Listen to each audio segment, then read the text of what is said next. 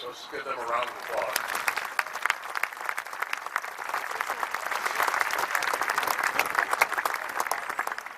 On June 6th, 2019, 10 days from today, it will mark the 75th anniversary of the U.S. invasion of German-held Normandy in World War II.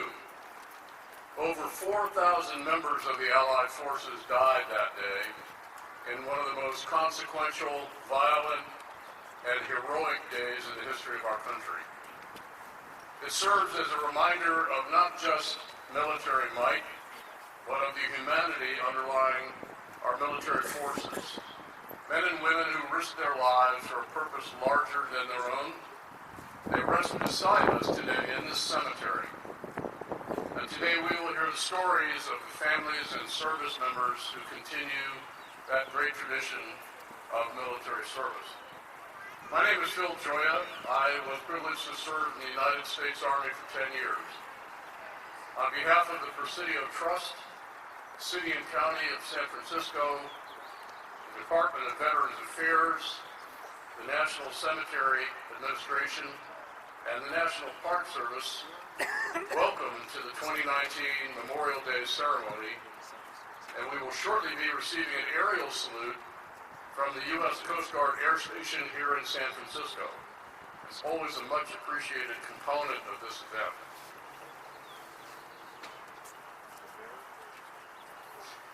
Would all who can please rise and remain standing through the national anthem.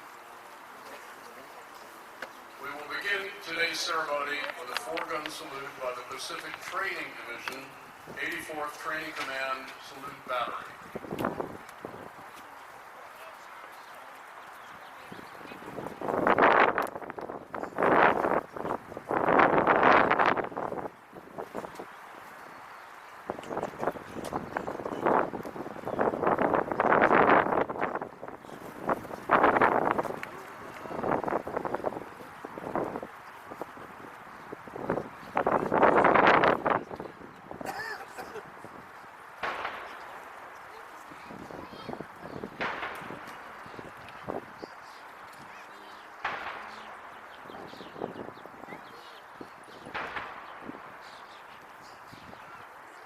Color Guard, present the colors.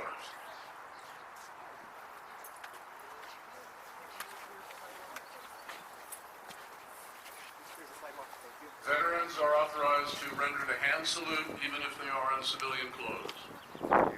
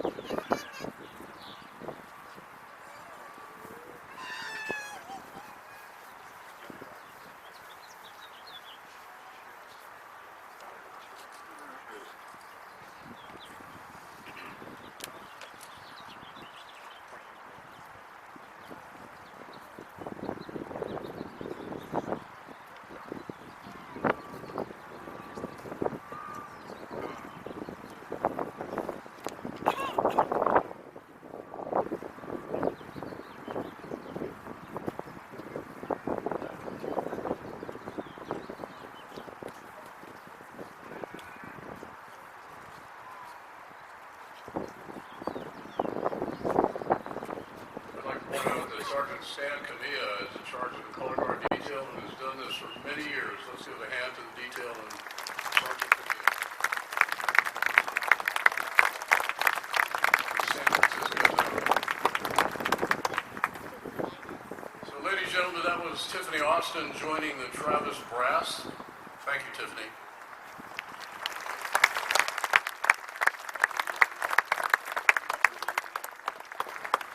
There are several additions to today's ceremony that are not listed in your program, one of which is our initial speaker. Since 1893, the Presidio's commemoration of Memorial Day has taken place here on this beautiful, hallowed ground of the San Francisco National Cemetery. To welcome us first here today, it is my privilege to introduce Her Honor, the Mayor of San Francisco, London Breed.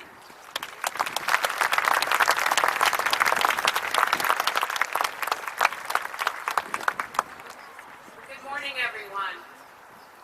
It is truly an honor to be here, and I want to first recognize our incredible Speaker of the House, Nancy Pelosi. Thank you so much for being here.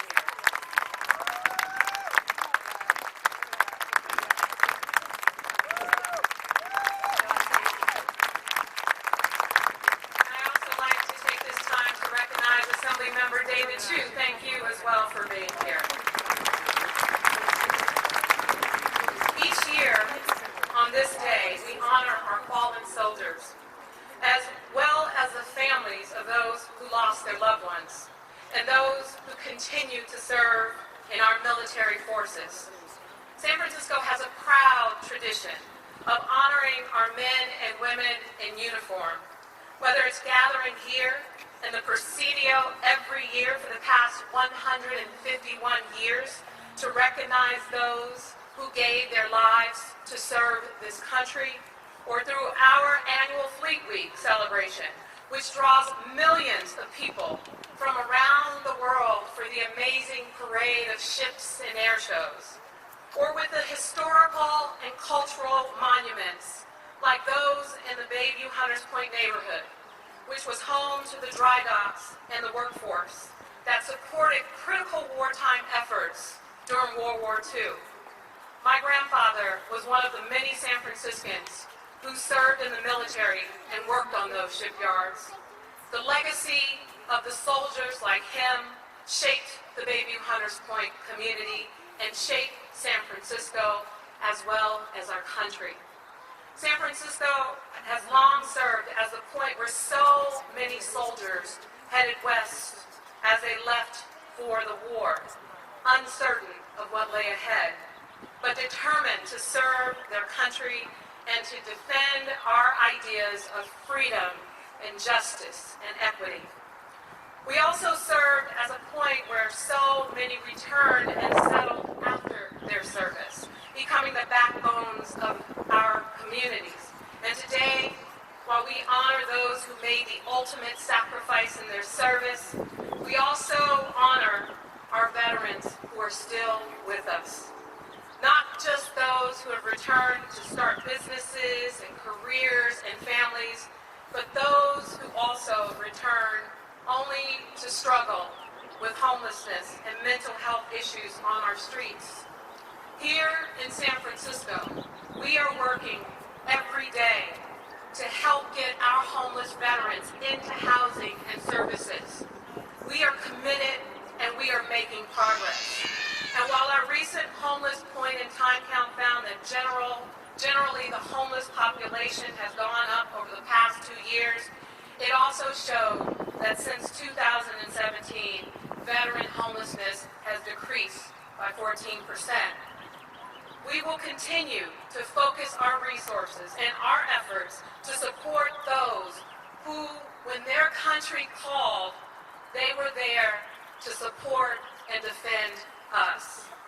As we reflect on the sacrifices that our men and women in uniform have made, let us recommit ourselves to the embodiment of those founding principles for which they gave their lives, to freedom and justice and equity for all, Thank you to all the veterans for your service, and thank you to everyone who is here with us today.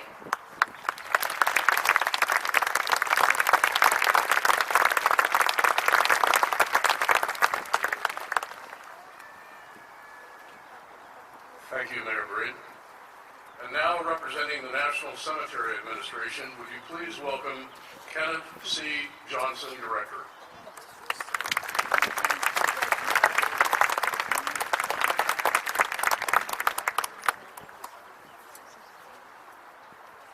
Good morning, and welcome to the 2019 Memorial Day ceremony here at the San Francisco National Cemetery. Distinguished guests, ladies and gentlemen, it is an honor for me to welcome you here today and to join you on this day. It is also a great honor and privilege to join you on these hallowed grounds as we pay tribute to those who made the ultimate sacrifice to preserve this land of hopes and dreams. I would like to take this opportunity to thank many veteran organizations for your tremendous support, and to the many other individuals and organizations that have contributed in ways that we may have forgotten. Thank you for everything you have done in support of the San Francisco National Cemetery. I would also like to thank the Presidio Trust, A&B Cemetery Management, for the outstanding job they do in maintaining the grounds here at the cemetery. On Saturday, May 26th, several hundred scouts and other volunteers placed flags on 26,400 grave sites, honoring our nation's veterans. The National Cemetery Administration honors our veterans and their families with their final resting place in our national shrines and with lasting memorials that commemorate their service to our country. The National Shrine stand in tribute to the lives of the courageous men and women who gave their tomorrows so that we may have today. To better memorialize veterans in our care, we will present the Veterans Legacy Memorial. The online memorialization honors the individual service and sacrifice of our nation's veterans and allows visitors to cherish, share, and pay their respects to veterans interred at any VA National Cemetery. The platform supports our vision of no veteran ever dies. It is said that we each die to death. The first death, when breath leaves us for the first time. And the last is when someone speaks our name or tells our story. It is the second that NCA is dedicated to ensuring never happens. It is vital that we safeguard the legacies of our service members so they continue to live on. We are working to preserve the history of our veterans, sharing it with future generations, so we remain strong as a nation and never forget the sacrifices given to ensure our liberties. It is also important to recall, as we gather this Memorial Day, that there are more than 1.4 million of our fellow citizens are on active duty, standing watch worldwide. Another 1.1 million served in the National Guards and Reserve. They serve as an all-volunteer force with the confidence that we will remember their sacrifice and that we will care for them and their families when they return home. Their confidence is not misplaced. From Lincoln's time to ours, we have seen fit to honor those Americans who willingly gave their all. In a very real sense, every day is Memorial Day at our national cemeteries. I would now like to introduce the chair of the board of the Presidio, Mr. William E. Grayson.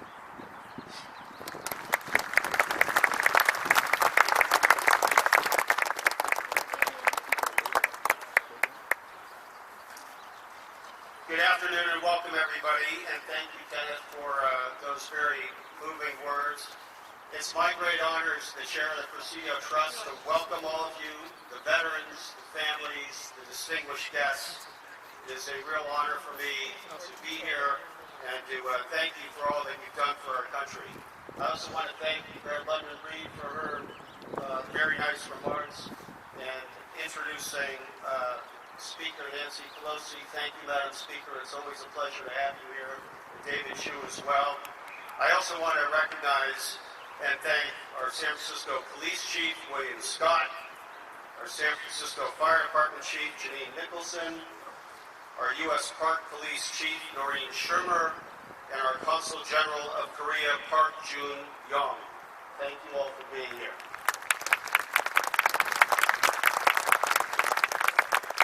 You know, each one of you here has a story as to why you're here in this beautiful setting. You may be a veteran, you may be a family member of one, you may have served yourself, you have an affinity for this special place as to why. And as a native San Franciscan, growing up in the city, I certainly have my connection to this beautiful place, which is long and deep. I've been coming to this ceremony and to the Presidio since I was a little boy. My father, E.C. Grayson, who is here, my mother, Jean Grayson, he was a Korean War veteran. He was a naval reservist and a businessman in San Francisco. He went on to become the Assistant Secretary of the Navy. But as little kids, after church, we would come to the Presidio, we'd go to the Officers Club, and my favorite memory of those days are the most amazing blueberry waffles served in the Officers Club.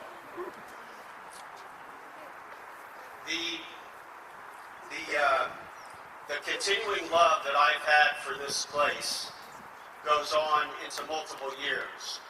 Later on, I became the Principal Deputy General Counsel of the Army and had the great passion and ability to be able to work on the transition of this beautiful Army post, the 6th Army District, to become one of the great national parks in this country.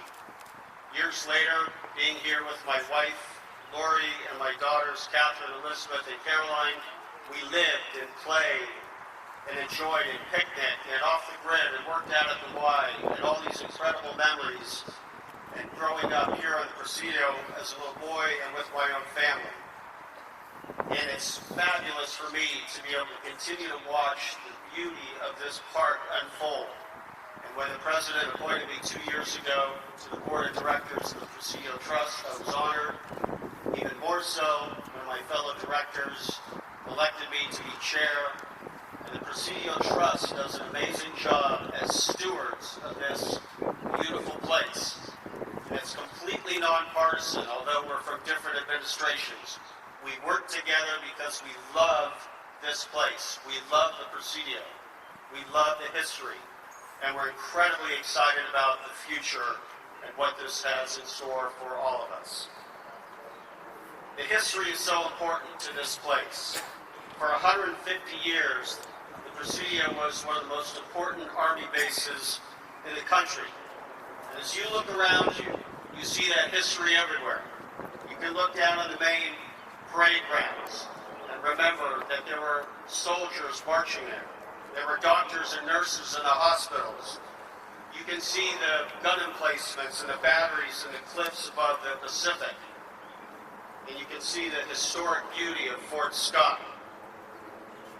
But there's no other site that offers as poignant a reminder of the sacrifices made by so many soldiers and their families than this magnificent cemetery. There are burials here around this gorgeous place that evidence every conflict the United States has ever been in. There are 26,400 great Americans buried here, laid to rest, from Civil War generals to Medal of Honor recipients to soldiers from the 1st African American regiments and men and women from every part of our nation. If it's your first visit to a military cemetery, I hope you'll take the time today and walk around these incredible headstones. You'll get an amazing, rich glimpse into history. And I hope that you'll pay your respects to all those who have fought and died for our country. I also encourage you to look around after the ceremony and talk to one of the many veterans who are here today. Ask them how they served our country, what it meant to them, what it meant to their families. And I think you'll come away with something really important. And it may bring to life one of the most important mottos any American can have, and that is duty, honor, country. Thank you. God bless all of you, and God bless the United States of America.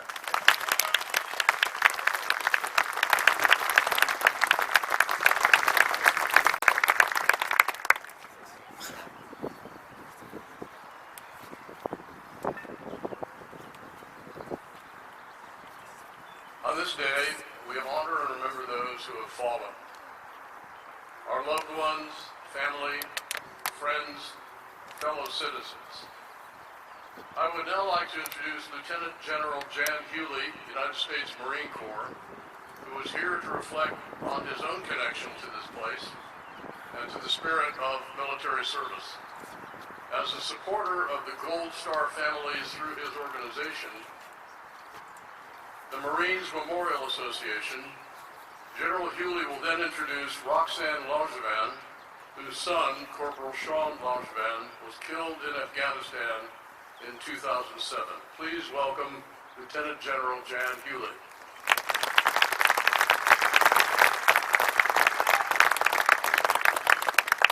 Thank you very much, Phil, for that introduction.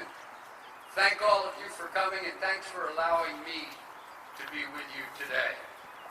And I would also like to pass my recognition and thanks to all of those who worked so hard to put this on. How about a round of applause for everyone? That's a lot of hard work.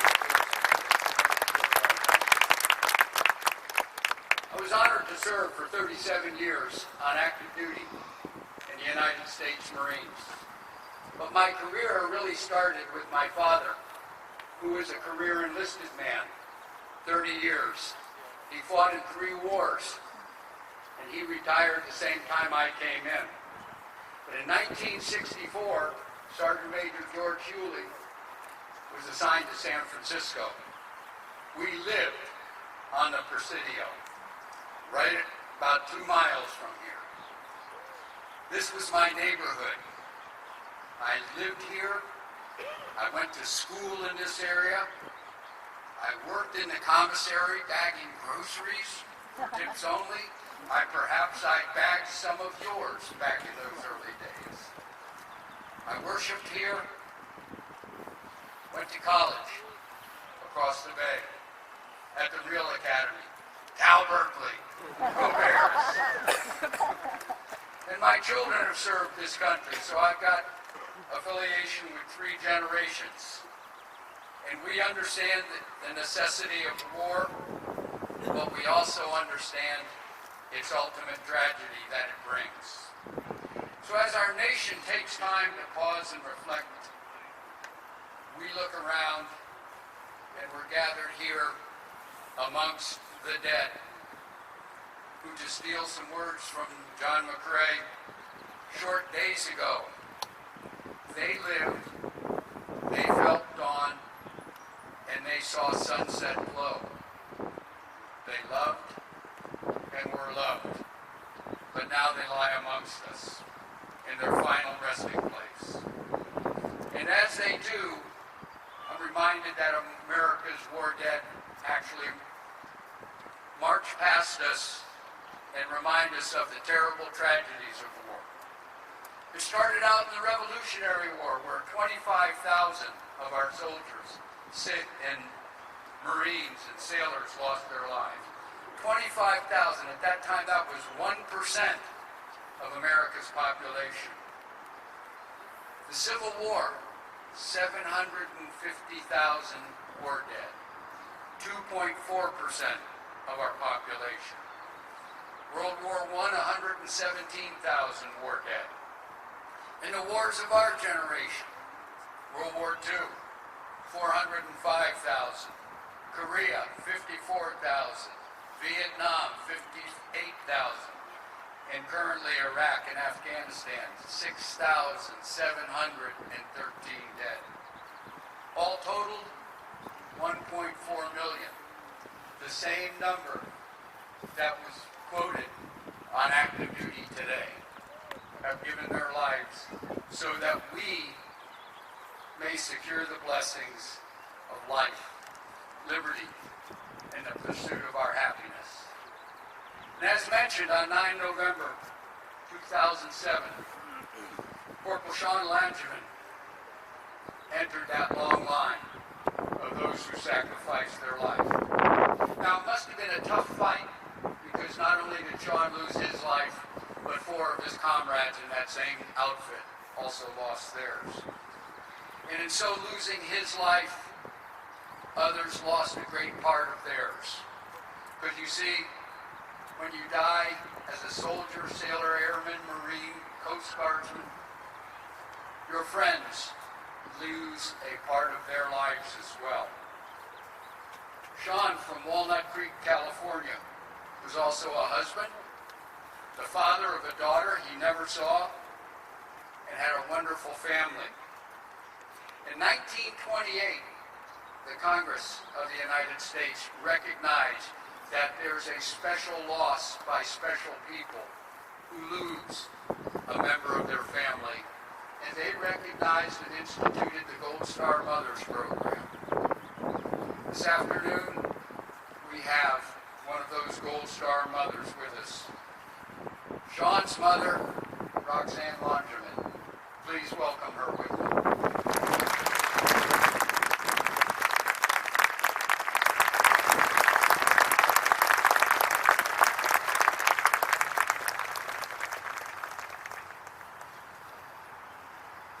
Good morning. It's truly an honor and privilege to be here on this glorious Memorial Day to honor and remember our military servicemen and women who have died while serving our country, especially my son Sean. I'm the proud Gold Star mother of Army Corporal Sean Kenai Aldrich Langevin. His birth was my birthday present, born on August 17, 1984, the day before mine. A month prior to Sean joining the Army, I had the privilege and honor to officiate his marriage to Jessica. As with every Gold Star family, it begins with that dreadful knock on the door, the knock that changed all of our lives. For Jessica, Sean's wife, that was the case, but my late husband Drew and I were spared that knock with a phone call from Jessica. Since we were in Portland for Scotty, our youngest son's last football college game of the season, Jessica wanted to make sure we were there for him. It didn't matter whether it was a knock on the door or a phone call. I remember my heart stopping in disbelief, screaming, and then my legs giving out from under me and dropping to the floor, sobbing uncontrollably. In a traumatic or life-threatening experience, you have a tendency of seeing your life flash by. It wasn't my life flashing by. It was Sean's. 23 years of his special life that he blessed us with and continues to do so even though he isn't here with us today. The following quote from Ralph Waldo Emerson capture these brave and courageous men and women that we honor today. The purpose of life is not to be happy. It is to be useful, to be honorable, to be compassionate, to have it make some difference that you have lived and lived well. So today, I thought it would be more meaningful to focus on Sean's purpose of life and how it directly or indirectly impacted others. I want you all to know Sean, not from my perspective. I'm his mom, I'll tell you everything good about him. But from the men he fought with side by side. They all created a bond, a brotherhood that will be forever etched into their hearts. Sean was like a magnet. People were drawn to his humor, infectious smile, and laugh, positive attitude, and charm. Oh, and if anybody resisted that charm, he would irritate them to no end until they paid attention to him. As a kid and into adulthood, Sean loved to have fun, love life, and any adventure. being an Eagle Scout, it gave him the skills necessary to be an honorable soldier, earning 2 Purple Hearts, 2 Bronze Stars, 1 with Valor, the Army Commendation Medal, and other service medals. Sean's purpose of life when joining the Army was not only duty to country. He wanted to be a good soul, good husband and father, and develop the experience and characteristics to become involved in law enforcement. He showed his friends that you could be happy and content in the worst situations because you had each other, the definition of true brotherhood. Here's what they said. Sean would always make you laugh or smile, no matter how you were feeling or where you were. Kane Schilling shared that while they were in Afghanistan, when he was tired, or they all were, Sean would tuck him into bed in front of 20 other men. All you could do was laugh and let it be. Sean was someone Kane looked up to and still does to this day. Medal of Honor recipient Kyle White said tripod was a nickname Sean gave 3 of them. John, Sean, and Kyle. They were best friends. If one would get on the nerves of the other, Sean would bring up the tripod. He'd say, you know, we can't have that because a tripod needs all 3 legs to stand. And John Albert, 1/3 of that tripod. Sean gave his St. Christopher Medal to John for protection just before they went out on the mission that killed Sean and 5 other soldiers. They were all worried about this mission, the same mission that Sean called home the day before and asked to pray for all of them. Although it did protect John's life, John was injured in the battle, and while transported to the hospital, the medal went missing. Fortunately, I was able to find another of Sean's St. Christopher medals for John. He never takes it off, and on the back of the medal, I inscribed a very special message, M-E-O-W, yes. That was one of Sean's annoying moments for John. Chuck Bell said Sean would stick up for those who couldn't stand up for themselves very well. He understood when others didn't. When you talked with him, you felt like you were talking to an old friend back home. And if he wanted to, yes, he could get on every last nerve of yours, or work one nerve at a time. Adding a bit of levity at Sean's funeral, Chuck shared this story about a dare posed to Sean that triggered Sean and his fellow soldiers one night to run through the streets of Vicenza, yep, buck naked, with his wife Jessica holding their clothes and running after all of them. These guys made the best of the worst. Sean received the Bronze Star with Valor for his efforts in the ranch house attack, holding his post and keeping the enemy from entering. Jetta Deloria said that Sean was a big part of why he is still alive. I think Stephen Kearns captures Sean's true character. He said Sean would smile in the dark and you join him. He was a man who showed strength through vulnerability. Sean led with different tools. He led by earning our respect and by his bravery. He led by example. I wanted to follow Sean. He never had to ask. He was a bright light in a world created to defend our most cherished values when engulfed by darkness. Sean was a warrior. He was my brother, my mentor, and my friend. He is still my inspiration. Knowing him, serving with him, and sharing in all that he was is one of the highest honors I will ever know, and in that spirit, he is as alive in all of us as ever. I need to continue Sean's legacy and do it for Zoe, he said. There are many more Seans out there that have a story.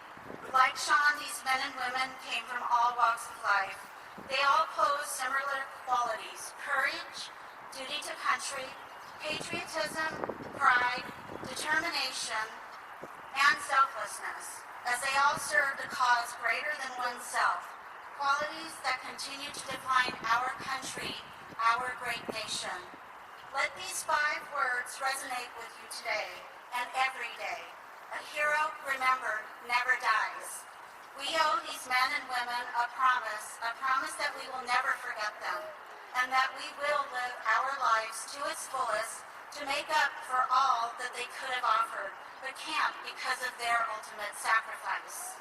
The enormity of the grief our Gold Star families carry, most will never know.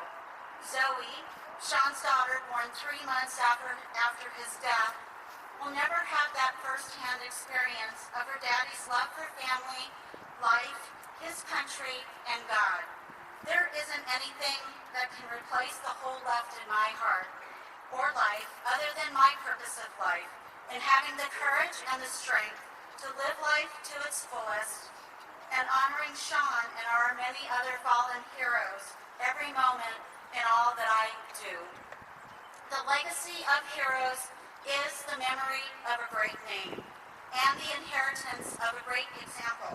Today, there are 4 little ones named after Sean, including my great niece, Sienna, who carries Sean within her name. Sean was an extraordinary young man with an old soul, honorable, compassionate, and made a difference. That's definitely a gift from God, not from Mom or Dad. Sean Kanai Aldrich Langevin, even in your short 23 years with us, you lived and you lived well, as evidenced by how you impacted the lives of those you have touched. You have made your mama, family, and friends so very proud. On behalf of the Langevin family, Scott, Jessica, Zoe, and myself, thank you for honoring our fallen heroes, and God bless America, and especially our freedoms.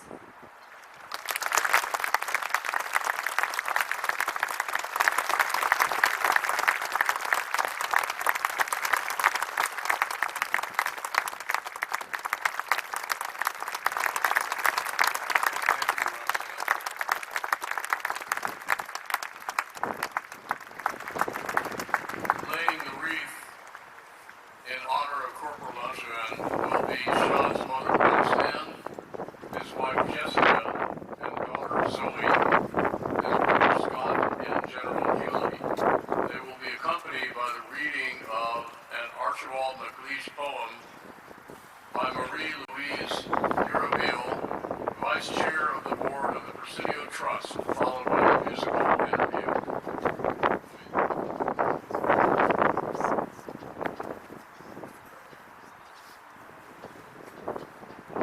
The Young Dead Soldiers by Archibald MacLeish. The young dead soldiers do not speak. Nevertheless, they are heard in the still houses. Who has not heard them? They are the silence that speaks for them at night, and when the clock counts.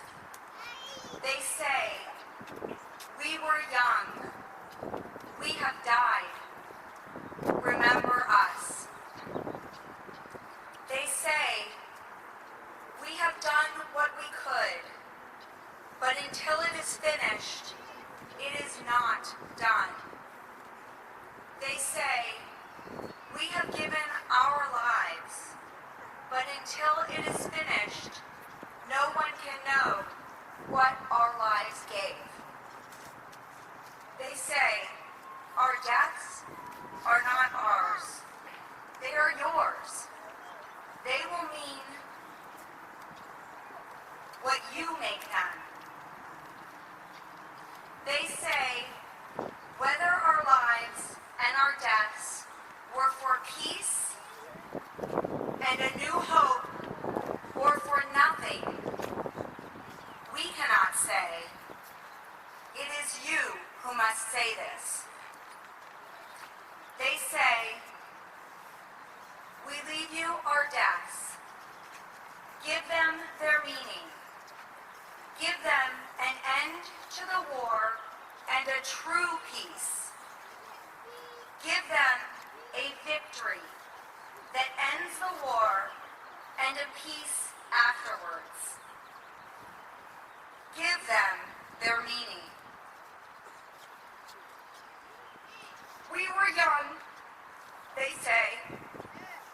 "We have died. Remember us."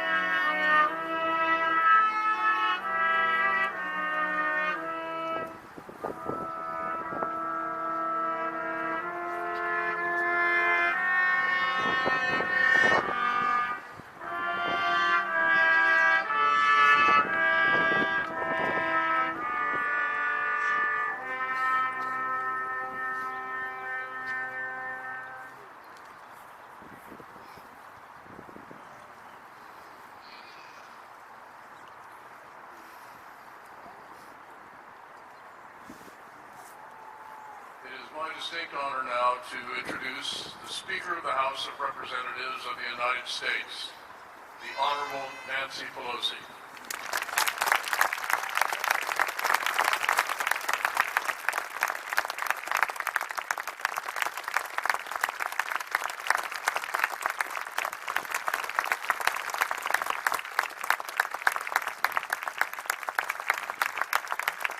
Thank you so much. Now it's almost afternoon. Good afternoon, almost. Thank you, Phil Joya, for your introduction and the for our very distinguished guests who are here today.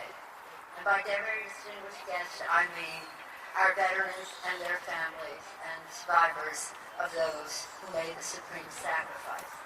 It is a tribute, I think, that so many members of our official family, our distinguished mayor, and London Breed, who reminds us that we owe our veterans a future worthy of their sacrifice.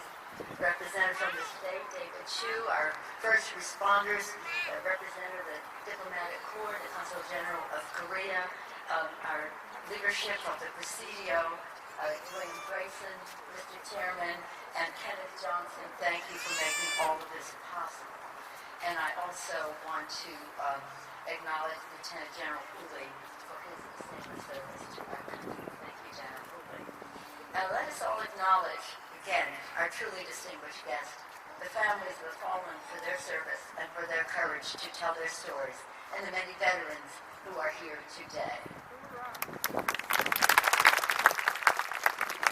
As I acknowledge all of you, I want to acknowledge the recognition given to our MIA's POWs, the flag over there. Thank you for that presentation.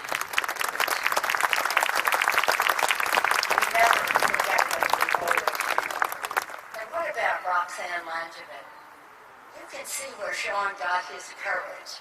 She said they were all gifts of God, yes, but to her as well as to him. And to see Zoe hear her grandmother talk about her father, I hope it will be always a source of strength, comfort, and joy to her that so many people here today acknowledge his sacrifice, his strength, his courage, his bonding with his colleagues, and that's what our country is all about. Thank you to the Langevin family. Thank you, Roxanne. Thank you. Roxanne, I told Roxanne earlier that this week we passed on the floor of the House a Gold Star, Kitty's Gold Star Fix-It bill that would take away a tax that is on our Gold Star kids. Can you imagine that? But in any event, we passed the House with strong bipartisan support. We hope it will pass the Senate shortly. And in a bipartisan way, this Presidio was established for all of its history. For all of its history, no shot was ever fired in anger from the Presidio. Never in anger. And same thing when we put the legislation together, which I was proud to author, no shot was fired in anger. It was all bipartisan. And I also want to acknowledge that Philip Burton, who really was the master of it all, the legislation that enabled us to establish this transition from post to part, was very key. And Solid Burton here at the Presidio as he had served in the military. Before Sean was deployed, he said, "We're doing something dangerous, and I need you to pray for us," as his mom indicated.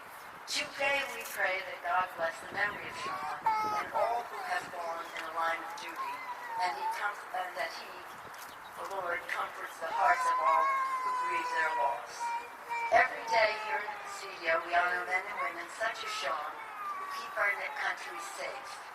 With not a fire shot in anger, as I mentioned, and it is a fitting place for today's memorial. On the walls of the Presidio overlook, beside the final resting place of so many American heroes, are etched the words, "Remember us," as Marie Louise Horvale so beautifully read. Thank you for the passion and emotion that you brought to that reading and the leadership you bring to the Presidio Trust Board. Today and on all days, we remember who gave their last full measure of devotion to forge and defend a new nation premised on equality, freedom, and hope. Remember those who lost their lives far from home, sacrificing all and to keep the world safe from tyranny. And remember those whom we recently lost in the deserts of Iraq and Afghanistan to preserve the promise of liberty and justice for all. When today's ceremony began, the D-Day was referenced. That in the next week, 75 years, we will mark 75 years since the invasion of Normandy, D-Day.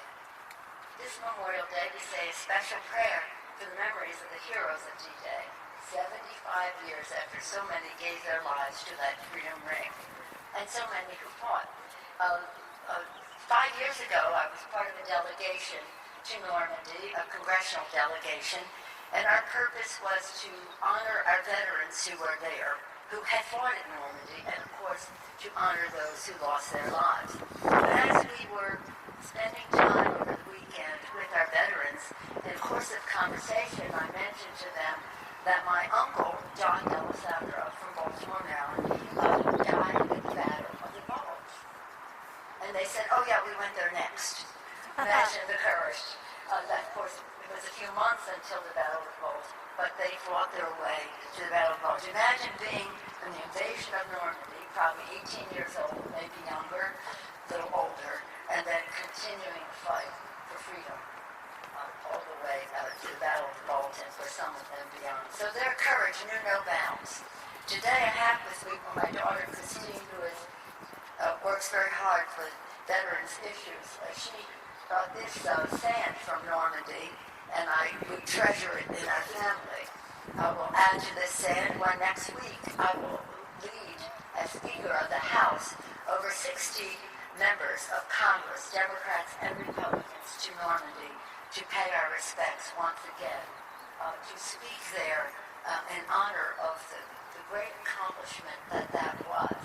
And I will do that on behalf of the Congress of the United States and of the American people. But I especially will be qualified to do so to bring your greetings to our veterans who will join us.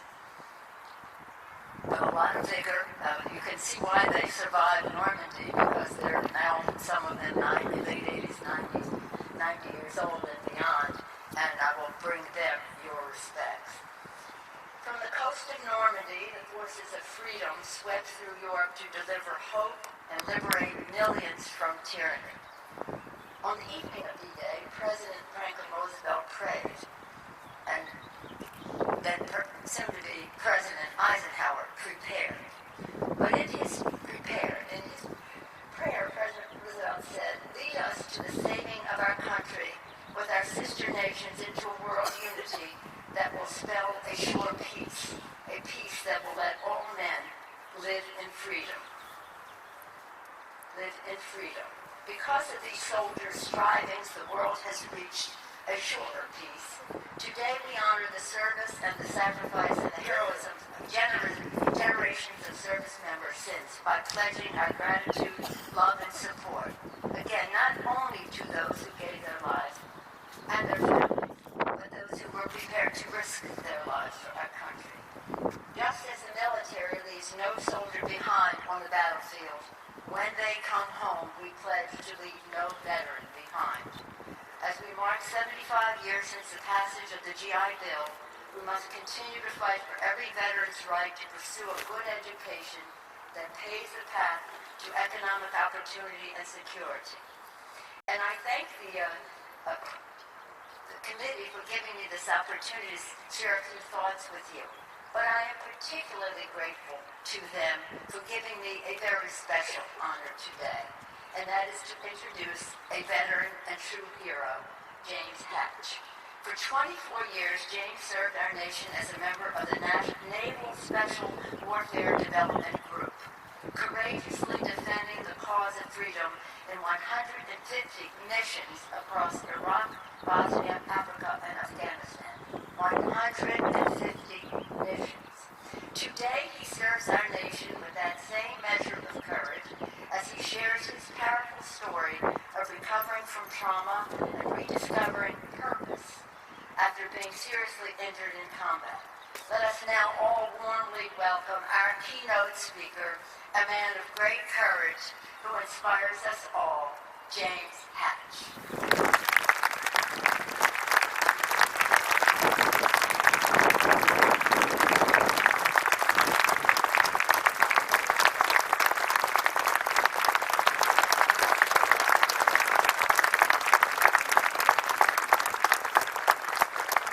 Well, thanks for that great introduction. If anybody thinks America is not an amazing place, you should change that, because to have the Speaker of the House represent a knucklehead like me, it's a pretty amazing place. I'm grateful for the opportunity to be here to celebrate and honor those who've defined what freedom's all about and defended freedom for us in this amazing country. I asked myself, hey, what's the best way to honor those who've died? Some of them my friends.